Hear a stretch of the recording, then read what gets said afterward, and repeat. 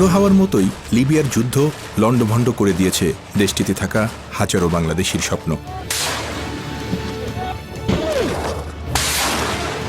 অস্থির অনিশ্চিত ওই সময় মিশর ও তিউনিসিয়ার সীমান্ত পথে দলে দলে লিবিয়া ছেড়েছেন এই অভিবাসী কর্মীরা। সরকারি উদ্যোগে স্বাধীনতার পর বাংলাদেশে এটাই ছিল সবচেয়ে বড় প্রত্যাবাসন কর্মসূচি।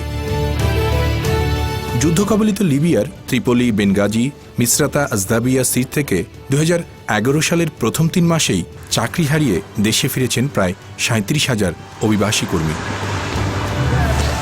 গণপ্রজাতন্ত্রী বাংলাদেশ সরকারের মাননীয় প্রধানমন্ত্রীর নির্দেশে প্রবাসী কল্যাণ ও পররাষ্ট্র মন্ত্রণালয়ের তদারকিতে অন্যান্য দেশের নাগরিকদের আগেই লিবিয়া থেকে শুরু হয় বাংলাদেশিদের নিরাপদ প্রত্যাবাসন। আর এই বিশাল কর্মযজ্ঞে সক্রিয় সহযোগিতা করে আন্তর্জাতিক অভিবাসন সংস্থা IOM। যুদ্ধের সময় নিরাপত্তা ঝুঁকিতে পড়া সম্বলহীন ক্ষুধার্ত এসব অভিবাসী কর্মীকে লিবিয়ার দুর্গম সীমান্তে টানা 24 ঘণ্টা সেবা দিয়েছেন IOM সহ আন্তর্জাতিক বিভিন্ন সাহায্য সংস্থার কর্মীরা। যুদ্ধাবস্থা থেকেই লিবিয়া সীমান্ত পেরিয়ে মূলত দিশেহারা হতেন বাংলাদেশি অভিবাসীরা, যেমন দেখা যেত মিশরের সাল্লুম কিংবা তিউনিসিয়ার রাসাস তীরে।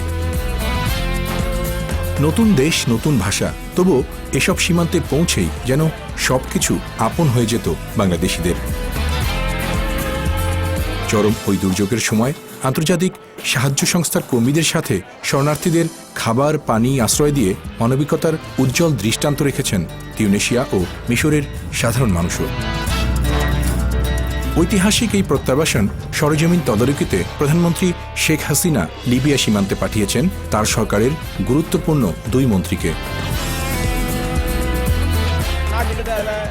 প্রবাসী কল্যাণ ও বৈদেশিক কর্মসংস্থান মন্ত্রী ইঞ্জিনিয়ার খন্দকার মোশাররফ হোসেন গেছেন তিউনিসিয়ার রাসাস তীরে। লোকজন তাদের জীবনের ঝুঁকি নিয়ে। পররাষ্ট্রমন্ত্রী ডাক্তার দীপু মনি মিশরের সাল্লুম সীমান্তে গিয়ে তদারক করেছেন প্রত্যাবাসন।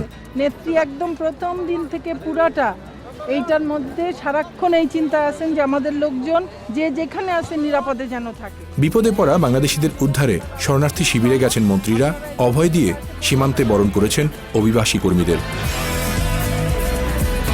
মিশর ও তিউনিসিয়ার সীমান্ত এলাকা থেকে বাংলাদেশিদের সরাসরি দেশে আনতে বিশেষ ফ্লাইটও চালু করেছিল বাংলাদেশের জাতীয় পতাকাবাহী বিমান বাংলাদেশ এয়ারলাইন্স। প্রায় 5,000 কর্মী ফেরত এনেছে তারা। সীমান্তের শরণার্থী শিবিরগুলোতে তখন দেশে ফেরার জন্য প্রতিদিনই উদ্গ্রীব থাকতেন বাংলাদেশি কর্মীরা। আগে আসলে আগে যাবে এই ভিত্তিতে তালিকা করে শরণার্থীদের সুরসা ক্যাম্প থেকে নেওয়া হতো জারবা বিমানবন্দরে।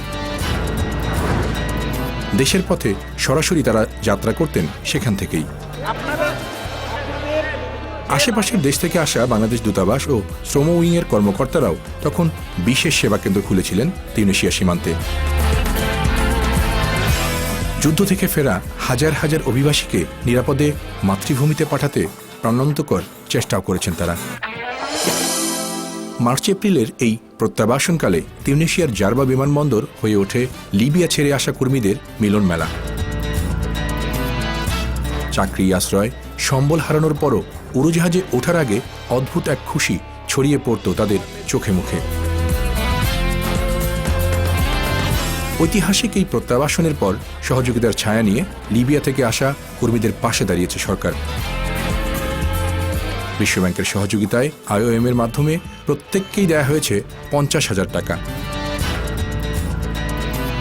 ফিরে আসা কর্মীদের মাথাপিছু $1,260 বিমান ভাড়াও পরিশোধ করেছে সরকার।